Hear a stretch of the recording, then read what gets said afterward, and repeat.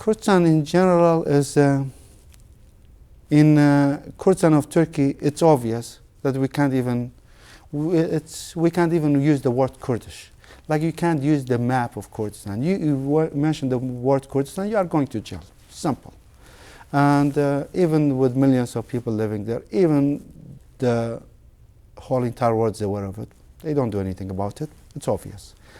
And one of my reasons, I think it has to do with Turkey being a member of NATO, and the other reason is being strategic area toward the Soviet Union or Russia. Soviet Union was then till '89, now it's Russia. And no, the Kurdish people have no political, social, or cultural rights in Turkey. In Iraq, it's much better than other parts. And the reason for that, because in 1990, August 2nd, 1990, when Iraq invaded Kuwait, then of course the Allies jumped on it because there were about 600,000, Kuwaitis because of oil. So George H. Bush, the first Gulf War, jumped on it, and there were about 500,000 troops there within a few days because the oil was threatened. The price was going to go up, and they have to protect not the national security, they had to protect their economic rights. And that's why I always think when it comes to human rights and economic rights, we always genuflect at the holy city of profit. So we look at 1991, when there were millions of Kurdish people, because after the ceasefire, then Iraq turned its all arms on Kurdish people. So there were millions of people heading toward the mountain. Where do you go? And that's why we have this famous saying, Kurds have no friends but mountains, because mountains are our only friends.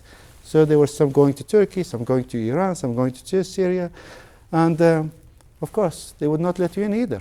So because having all the media at that point there and showing it every day, so the world, for some reason, public opinion, did not accept what the Iraqi regime was doing to the Kurdish people. And George H. Bush and John Major at that time, they decided to create Safe Haven. Safe Haven in northern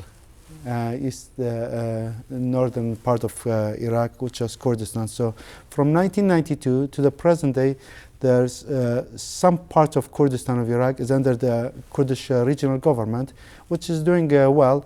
However, the city of Kirkuk is not included, and that's the biggest major city in terms of oil. So we have to wait and see for that. But in terms of Iraq in general, the Kurdish part is more secure than the rest of Iraq. The rest of Iraq is not a nice area of the world to live in. Every day there are killings, and we had all this kidnappings happening that we never had it before, and there is hope that one of these days, with the new administration that we have in the U.S., that the U.S. troops will pull out, and hopefully there will be peace. Hopefully.